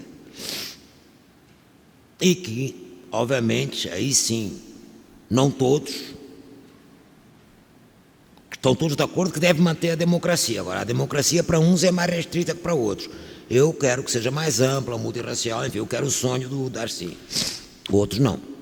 Outros, qualquer democracia restrita está bom para eles. Isso depende muito da história de vida de cada um.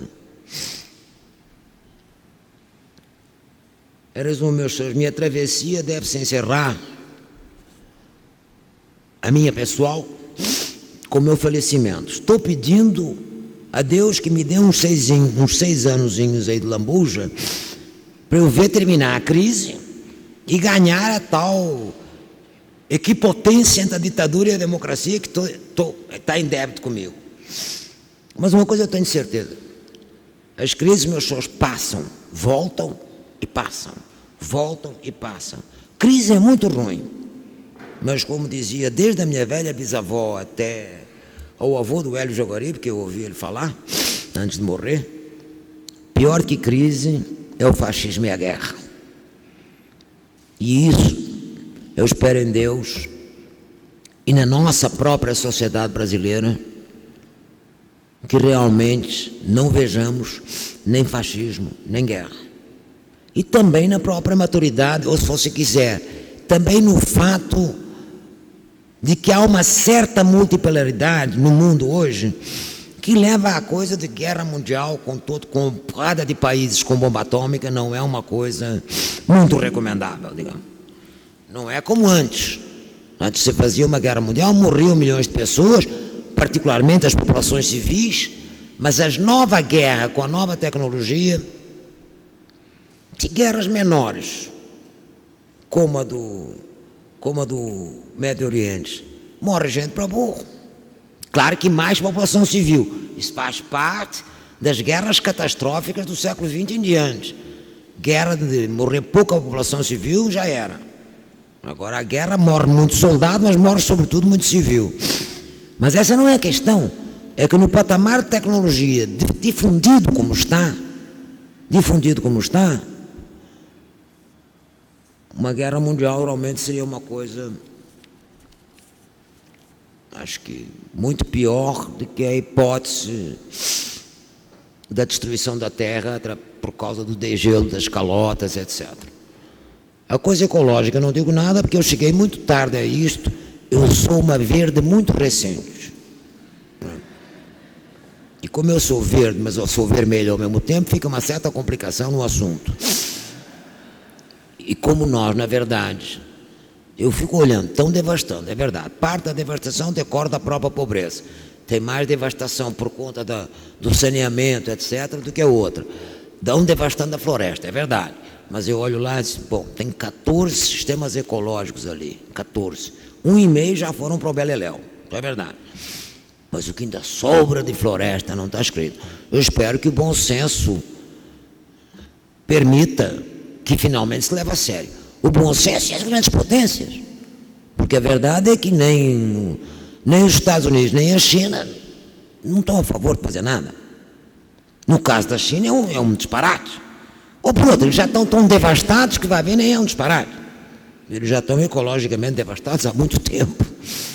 No caso dos Estados Unidos é um disparate, porque eles ainda não estão suficientemente devastados e, obviamente, eles são os maiores poluidores da humanidade. Então, isso é uma coisa, de novo, que numa nova ordem internacional vai ter que ser levada a sério. Uma nova ordem internacional que não leva conta uma refundação das Nações Unidas, um tribunal jurídico internacional que possa penalizar os governantes nacionais que saltem fora das marcas, está claro? Uma ordem ecológica, uma ordem financeira, não é ordem nenhuma. Agora, para se pôr de acordo para essa ordem, vai ter que ter uma grande lucidez. Eu não vejo, no momento, essa lucidez, em lugar nenhum. E tanto não vejo que até os economistas só dizem besteira. Eu quero falar um novo Bretton Woods, mas não é um novo Bretton Woods que está se precisando. Eu não estou disputando que o dólar continue lá sendo moeda de reserva. Ótimo, todo mundo está cheio de dólar mesmo. Se não for o dólar, o que é que faz? Vai ser o yuan, a moeda chinesa, que nem conversível é conversível através de uma convenção pelo dólar. A moeda chinesa é dólar, meus senhores. Então como é que fica? Por que é que vai deixar de ser dólar? Vai passar a ser o quê? Vai passar a ser japonesa, ien, euro, mas como? São duas áreas pasmadas, que não crescem, é impossível. Não é, por logo não é isso que eu estou discutindo. Não estou discutindo Bretton Woods para nada. Estou discutindo, ao contrário, uma ordem mundial mais equilibrada. Não quero um fundo monetário em que quem manda seja os Estados Unidos. Quero que os que aportam estejam lá. Tanto os japoneses quanto os chineses que aportam dinheiro para burro. E não mandam nada. Nada. Nem nenhum organismo internacional manda, nem os países da Ásia não têm poder nenhum. Nós não temos poder nenhum. O que é um absurdo. Então, o que eu estou falando é o seguinte: ordem mais equânime, no fundo, é uma hierarquia que dê o devido valor às populações e ao seu preço econômico, claro. E que não seja o disparate que está lá. Em nome do que a Inglaterra manda no Fundo Monetário. Ela é devedora secular do Fundo Monetário. Não aportou uma libra, porque ela é devedora desde a Primeira Guerra Mundial. Ué, não aportou nada. Então não está legal esse assunto. Não está legal, e isto aí vai ser um debate. Vai. A nossa diplomacia, que é muito competente, seguramente colaborará. Não por acaso estamos lá no grupo dos 20. Agora, eu não sei como a diplomacia chinesa colaborará, ou a russa, que são potências importantes.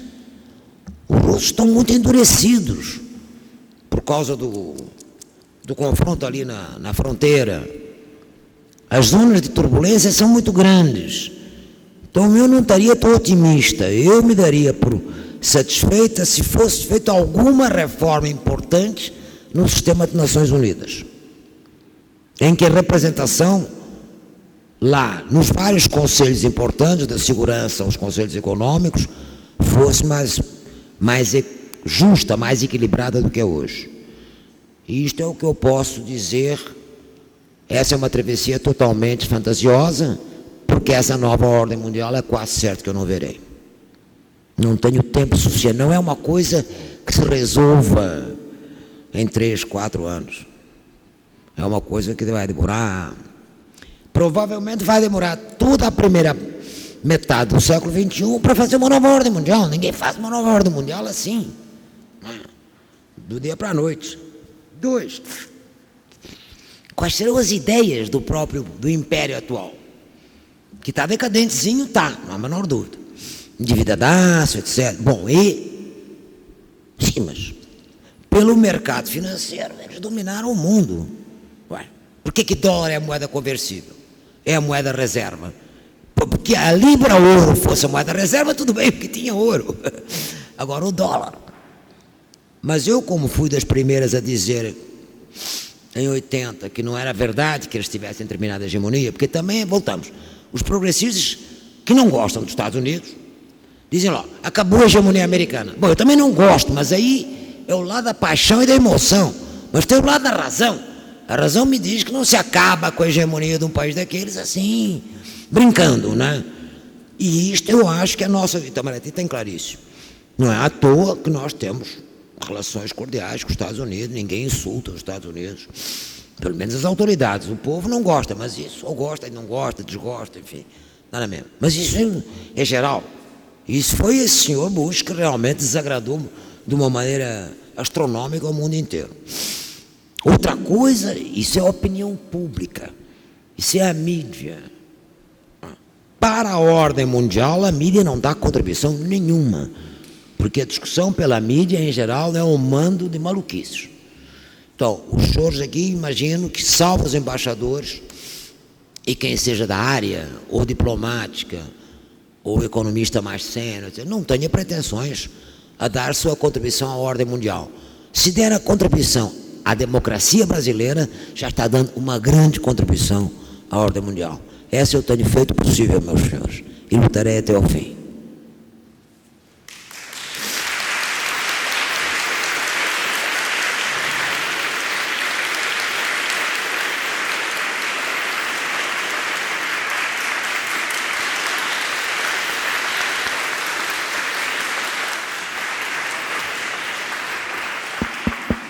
Vamos abrir agora para as perguntas. Essa é ótima, a palestra com perguntas é divertida. Mas não de caráter pessoal, hein, gente, que isso eu não topo. Isso aqui não é nenhum confessionário. É perguntas sobre a trajetória do mundo, ou minha acompanhando o mundo. Pessoal, não quero. Boa tarde. Solange Paraíso Nogueira, economista. Oi, querida. Fala-se muito, com muita delicadeza, em não quebrar regras de contratos. Nós temos aí o pré-sal. E há resoluções da ONU que sempre toleraram expropriações, desapropriações em nome do interesse público, e o interesse público da nossa população em ter mais riqueza é patente imenso.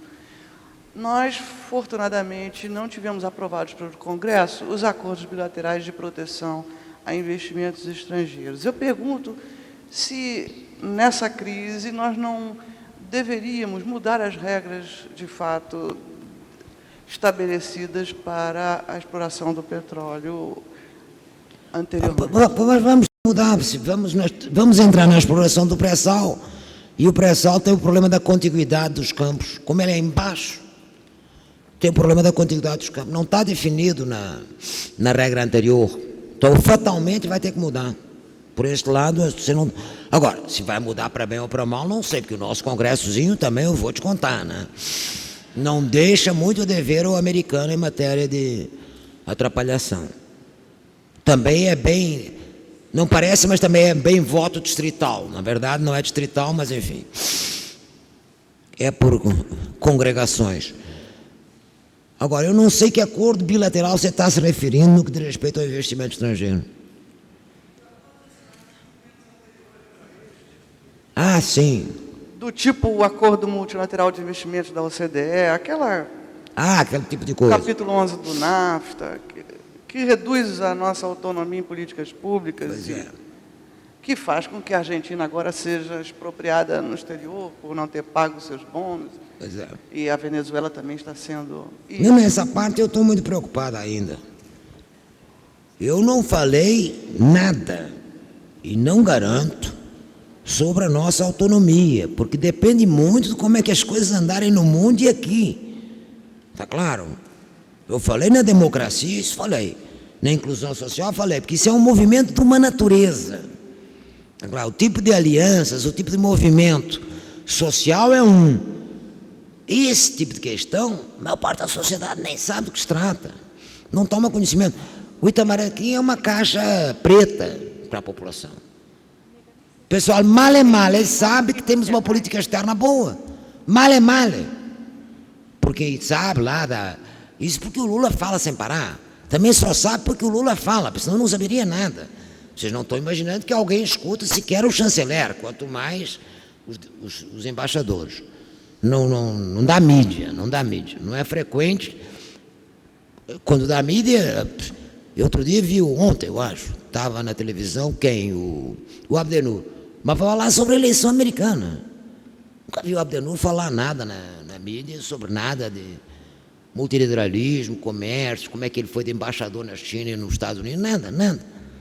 Não, a carreira diplomática é uma espécie de carreira secreta, ninguém sabe, salvo os íntimos, o que foi que o sujeito fez na vida, que ele não presta contas, E por isso é que é raro, por isso que ele tem razão.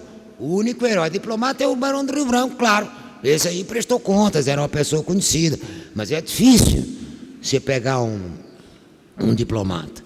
Quem mais fala, mas não vai à televisão, é por coisa, é o embaixador, meu amigo, o executivo lá, o nosso secretário executivo, Samuel fala, mas por escrito, ninguém lê, lemos nós, ele fala para nós, Samuel, qual é o seu público? Nós, mas nós já estamos esclarecidos, não faz, a gente gosta de ler, sabe aquela coisa do autocongratulação? O Samuel fala, eu olho, aplaudo, e daí nada, porque não tem, ninguém dá ao Samuel eu nunca vi Samuel numa roda viva.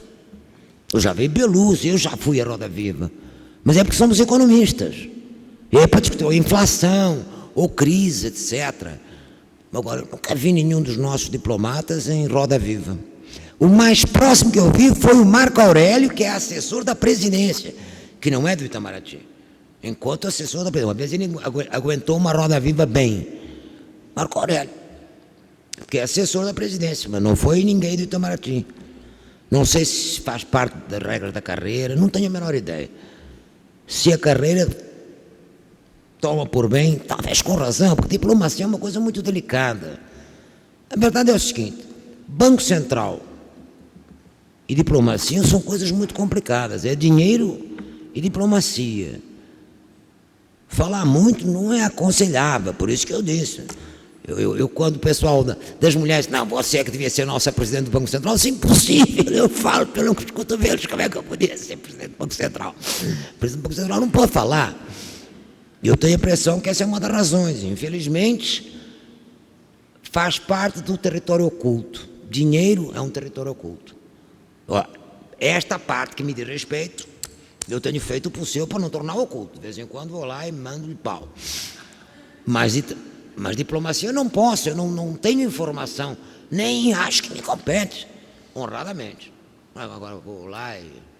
Não, eu faço um elogio genérico sobre a política externa, ponto.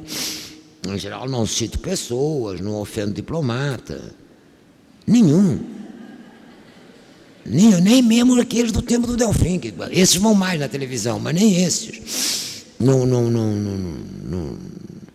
Diplomata é uma coisa que eu levo a sério. Diplomacia eu levo a sério. Até porque ditadura é tão chato. Se só tem uma diplomacia mais ativa do ponto de vista democrático, numa democracia, numa ditadura, você pode ter uma diplomacia ativa. Não há dúvida nenhuma. Eu tenho certeza que a diplomacia do Geisel foi ativíssima. Tão ativíssima que reatou relações com Cuba, reatou relações com mandou aquele nosso embaixador para lá, enfim. Isso foram os ditadores. São duas coisas que complicam muito a cabeça das pessoas. A intervenção do Estado, em geral, é assimilada pela turma jovem à ditadura. Então, Estado forte, leia-se ditadura. Não é verdade. Mas a verdade é que eles foram fortes. Diplomacia de potência. O Geisel. Sim, mas é que o Geisel tinha um projeto de potência. Então ele fez, e estava querendo saltar fora da órbita dos Estados Unidos. Isso é que é verdade, saltou. Não pôs lá os pés nunca. O nosso coitado não, tem que estar sempre ligando lá, dizendo gracinhas para o Bush, o que vai fazer? Mas isso é outra situação, completamente diferente. Então, é complicado por isso. O Itamaraty, no tempo da ditadura, era um aparelho de segurança contra qualquer. Não se sabia nada. Sabia-se o que os amigos mais próximos, eu em geral sabia pelo lado dos economistas, sabia pelo Mário Henrique, sabia pela turma da outra banda, que me informava, não era direto. Ninguém do Itamaraty falava nada. Então, essa coisa aí é muito difícil de responder. Eu, pessoalmente, não tenho informação. Na coisa do petróleo, não, porque vai ter que mudar mesmo. Ou então não pode enfrentar a opressão. Mais alguma dúvida que eu possa esclarecer ou mostrar a minha ignorância ou a minha impossibilidade de me manifestar? Fala, Oi, linda. Meu nome é Bárbara. Eu achei muito interessante a história da sua vida. Você é Bárbara da onde? Sou de Campinas, da Unicamp. Ah, da Unicamp. Oi, Bárbara. Aí eu queria saber mais sobre o futuro. Eu queria saber que conselhos a senhora poderia nos dar sobre como fazer do Brasil o país do futuro. Um país? O país do futuro. Eu não entendi a palavra. Que conselhos a senhora poderia nos dar? Não, mas fala no microfone, porque a última palavra você tira o microfone da frente, eu não ouço. Que conselho a senhora poderia nos dar para que possamos fazer do Brasil o país do futuro? Do futuro, absolutamente, eu dou conselho para fazer do Brasil o país do presente, do futuro. Já estou cansada, quer dizer, você vai me desculpar, eu cansei de dar aqui conselho para fazer o Brasil do presente, do futuro, minha senhora, é problema seu do futuro, não meu. Eu não tenho futuro suficiente para dizer qual é o país do futuro, é o do presente, tá claro? Por isso que eu critico quando, por exemplo, agora, quando o Banco Central se atrasou, subiu o juro e se atrasou, subiu porque as matérias-primas subiram no começo do ano. E aí, obviamente, levou a rebordosa quando elas baixaram. Aí baixa. Aí não baixou o juro, ficou firme. Aí destrambelhou o câmbio. Bom, estava em 1,50, quando chegou em 1,80, era para ter intervido. Só interveio quando chegou a 2,30, atrasado. Eu acho, a nossa burocracia, eu não sei como é a burocracia do Itamaraty, insisto. Isso é uma burocracia lenta, mas a do Banco Central é lenta. E são duas burocracias que não convém que sejam lentas, porque o mundo está dando muita viravolta. Então você, se vai muito devagar com as mudanças, toda a semana, vocês viram o mês de outubro ou não viram? O mês de outubro é uma coisa inacreditável, toda a semana tinha uma desgraça. Então, das duas, uma, ou você fica em cima, ou então fica muito ruim. Quer dizer, a minha impressão hoje é que, na verdade, quem fica sempre em cima é o presidente, isso eu não tenho dúvida. Mas ele não tem poderes nem informação para resolver. Ele diz lá a opinião, encaminha, mas não anda.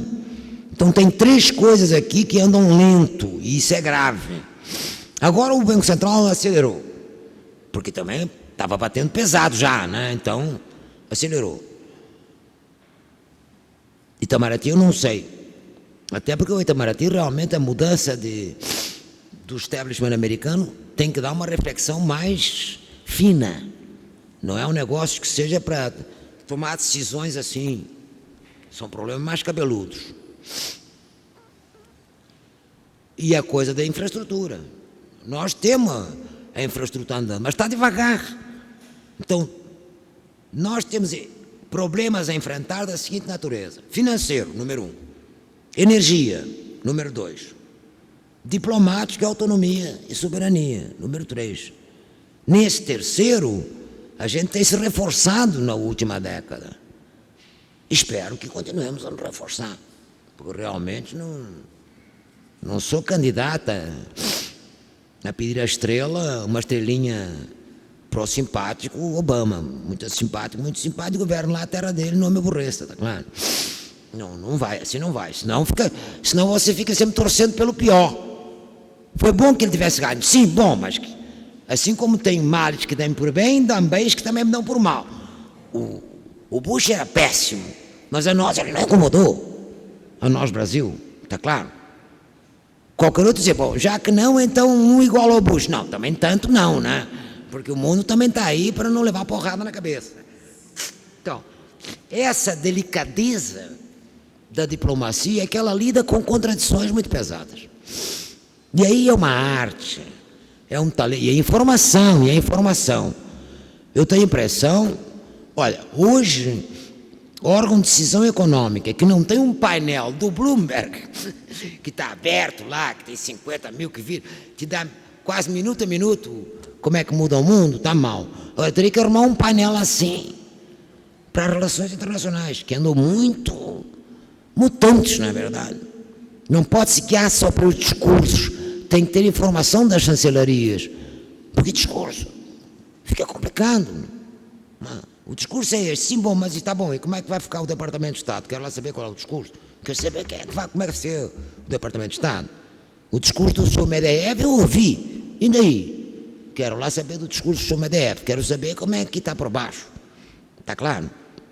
O mesmo a China. Sei lá qual é a diplomacia da China, eu não entendo nada do que eles fazem. Eu não sei em termos gerais, chamado consenso de Pequim. Agora devemos crescer para dentro, perfeito, já deviam há muito tempo, mas continuaram crescendo para dentro e para fora acelerou demais. Parece que levaram uma fubecada grande agora também. Por outro lado, evidentemente, nosso enfrentamento com os Estados Unidos é de aliança comercial e financeira de um lado e de enfrentamento permanente, mais prudente, do lado político-geopolítico. Sim, mas eu nunca mais ouvi falar nada de nada. Não sei, pelo menos não sei na imprensa, nada mais sobre a questão de Taiwan, nada mais sobre aquele estreito. Alguém ouviu falar? Nada. Então não sei. O nosso embaixador da China é que tem que saber se é que ele consegue, dado que ali é um país fechado, autoritário. E provavelmente haverá divergências dentro do Comitê Central do Partido Comunista. Exemplo, os liberais são os de Xangai. Esse tem uma atitude, isso eu já sei. É claro, os outros não. E o Quintal, o que é que ele é? É feito o nosso Lula, um pé cá, um pé lá, porque senão leva pancada. É justo, um país enorme. Então o que é que, mas e na verdade como é que se toma a decisão? Não sei. Não sei, isso é que é verdade. Ora, não sabendo direito como irá a diplomacia americana, nem a russa, nem a chinesa, fica difícil, não ou não? Eu acho. As demais diplomacias não têm o peso histórico. Nesta conjuntura histórica não têm o peso que estas têm. Essas têm o peso de fazer a guerra, o que é ruim. Tem o peso de criar uma crise numa zona de fratura onde pode haver uma guerra, independentemente de que se queira ou não. O que é ruim. Agora, nenhuma delas teve, nestes anos recentes, mais interferência do que teve durante a ditadura. Isso não teve. Isso é que é curioso. Durante a ditadura, a despeito de uma diplomacia dura do Geisel, o período de maior montagem de aparelhos ideológicos, aparelhos policiais, aparelhos de espionagem, foi a ditadura. Ali é que se montou tudo. E nunca mais desmontou. E que eu saiba, ainda não desmontou. Com a tecnologia moderna, então, a espionagem é facílima. Então, é uma coisa difícil de dizer qual será o país do futuro nesta casa, no que diz respeito aos interesses desta casa Rio Branco. Agora, no que diz respeito aos interesses do povo, que é um pouco além e mais amplo do que os desta casa, eu acho que estamos indo bem. E que vamos passar a crise menos traumatizados que, claro, ninguém está discutindo se vai dar o salário mínimo pela regra do jogo, vai dar. E, no entanto, lá nos Estados Unidos estão discutindo. Uma das discussões atuais dos Estados Unidos é o que é que faz com o salário mínimo. Ele prometeu que ia subir, resta saber se o Congresso aprova.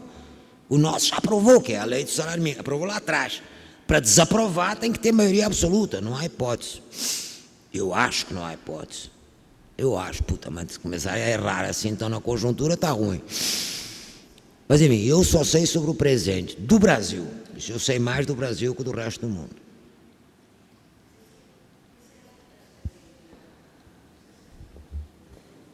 Tem que falar com o microfone, senão eu não ouço nada.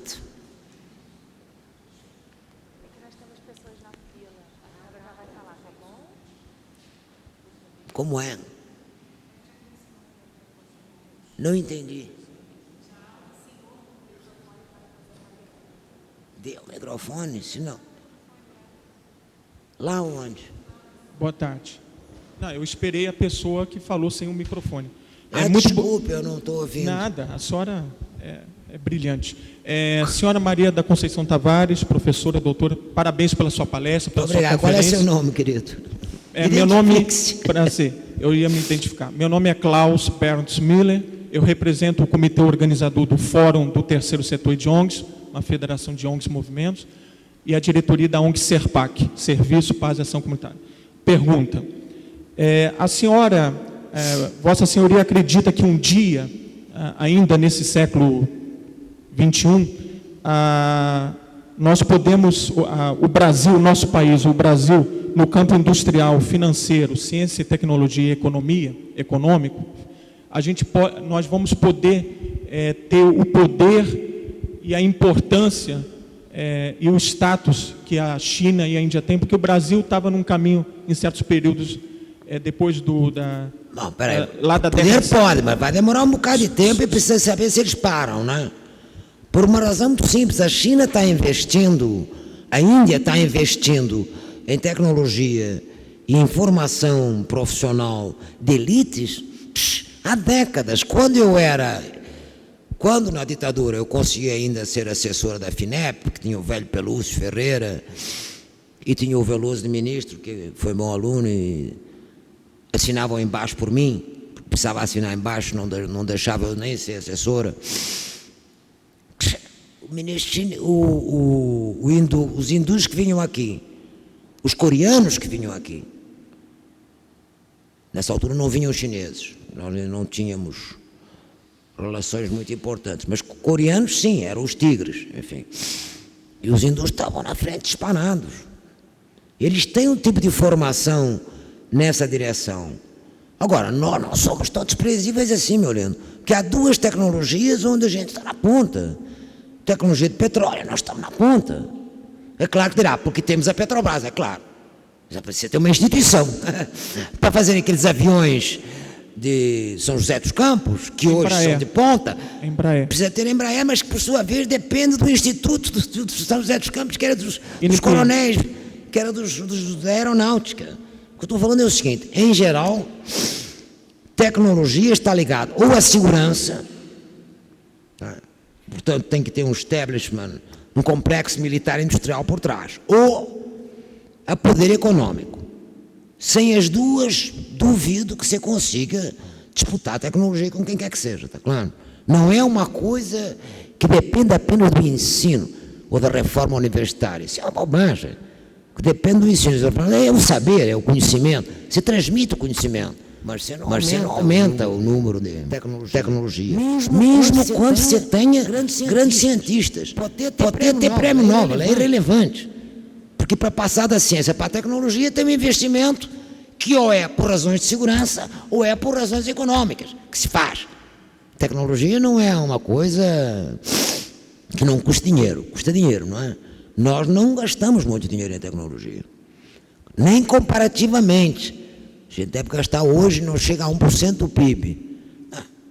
Todos eles gastam 2%, 3%. E tem mercados muito maiores. Então, acho que para chegar lá vai demorar. O que não impede que nos setores em que haja interesse, a outra tecnologia que avançou, bancos. Nossos bancos são avançadíssimos tecnologicamente. Se não é por acaso que já estão no ranking mundial. Quem inventou a tecnologia bancária foi a Itautec. O Itaú acabou dando agora uma demonstração de que é uma potência, engoliu o outro, não é verdade? E é um banco que está entre os 14 maiores do mundo. Então, tecnologia bancária, outra coisa. A última pergunta que eu faria à senhora é o seguinte, algumas coisas virou realidade, mas ainda tem muita coisa utópica nesses dois assuntos. Setores de esquerda, movimentos, ONGs, eu queria que a senhora comentasse sobre essas duas teorias, economia solidária e negócios inclusivos. A senhora acredita nisso? E negócios entre... Negócios inclusivos e economia solidária. Sim, A senhora acredita nisso? Obrigado. Eu acredito em todas as ações de boa vontade. Eu não pertenço a nenhum experimento de economia solidária. Mas não vou desqualificar. Por exemplo, quem é o grande teórico do PT da economia solidária é o o Paul Singer, meu grande amigo. Mas ele é, e na prática ele faz. Agora, a economia solidária que não seja feita com organizações da sociedade civil, que você faça a partir de vagas organizações não governamentais, eu não acredito não. Eu não acredito não, porque não tem isso, não aguenta. Não aguenta, tá entendendo? Ou você faz junto do governo, ou você faz junto dos sindicatos, ou você faz junto das confederações patronais, mas enfim, tem que ser organizações que possam alimentar o processo. Do contrário, é uma brincadeira, do contrário, você simplesmente está pedindo que o governo te dê dinheiro para você fazer. Às vezes, e como isso agora está muito complicado, porque do total das ONGs no Brasil, algumas não são lá muito católicas, são até bastante estranhas, né? Não estou dizendo católica no sentido cristão, estou falando no sentido de accountability, não são lá muito accountabilities, não tem credibilidade nenhuma, nem tem conta, não tem nada, não prestam contas, é ruim, mas eu não tenho nada contra. Eu acho que toda essa diversidade, o fato é este, inclusão social é hoje uma demanda mundial. Tem tudo quanto é organização da sociedade civil, não governamental e governamental, exceto em governos de direita, conservadores, lutando por isso. Por quê? Porque é uma pândega. Você passa anos e anos crescendo que nem um cavalo, os próprios Estados Unidos crescendo que nem um cavalo, e a desigualdade aumentando, e a pobreza também. Olha o Roaring no 90s nos Estados Unidos, com o belíssimo Clinton, cresceu para burro, e nada. Piorou a distribuição de renda e aumentou a pobreza. Isto lá é a performance? Isso não pode. Isso antes era um privilégio dos subdesenvolvidos, lembra? Agora virou todo mundo subdesenvolvido, coisa que, aliás, o Furtado bem que previu antes de morrer. Isso do jeito que vai, não só o subdesenvolvimento não se resolveu, como está se generalizando no mundo. Os Estados Unidos hoje é um país subdesenvolvido, endividado até as orelhas, tem pobre até pela saída da porta. Então é um país subdesenvolvido. Ah, mas tem tecnologia, tem grande banco. Bom, os bancos estão falidos, a tecnologia, para o que lhes sirva também não sei. Se é para fazer guerra contra quem, no momento? Ainda que mal pergunte. Então não tem sentido, o que eu estou falando é o seguinte, uma coisa é a tecnologia, já te dei a resposta. Outra coisa é a inclusão social. A tecnologia para a inclusão social tem a dar com pau. E todas as experiências que deram certo são válidas. Mas tem que adaptar às circunstâncias. Em geral, no caso brasileiro, e não apenas no caso brasileiro, em caso de países continentais, recomenda-se experiências territorializadas. Isso vale para tudo. Bolsa Família, tudo isso deve ser feito em conjunto com outras políticas por território, que é para você não fazer uma política para cá e outra para lá, tá claro? Para ver se converge. Porque como todo mundo sabe, que não tendo um conjunto de políticas que convirjam numa área em cima de uma certa população, ela não avança, fica só assistencialismo vulgar. Então, para evitar o assistencialismo vulgar, que é muito típico das ONGs, porque não tem, obviamente, projetos de longo prazo, nem coordenação, para evitar isso é que eu sou a favor de políticas públicas, embora possam ser executadas por delegação, por órgãos da sociedade civil. Isso já está ocorrendo, é? É um debate que tem estado muito mais avançado que os outros. Graças a Deus. Passamos décadas e décadas só nos preocupando com o crescimento e o resto era irrelevante. O resto era a tese do trickle down. Cresce que depois vai até embaixo. Nunca foi até embaixo que tivéssemos visto. Nem mesmo na China. Pelo contrário. Quem mais quer falar? Você, oi linda. Poderia deixar de fazer uma pergunta, Conceição. Clélia Piragibe, ex-aluna da Conceição da UFRJ. Conceição, você falou rapidamente na questão latino-americana, mais sobre questões de democracia, que é o bem ou mal hoje. Não, integração.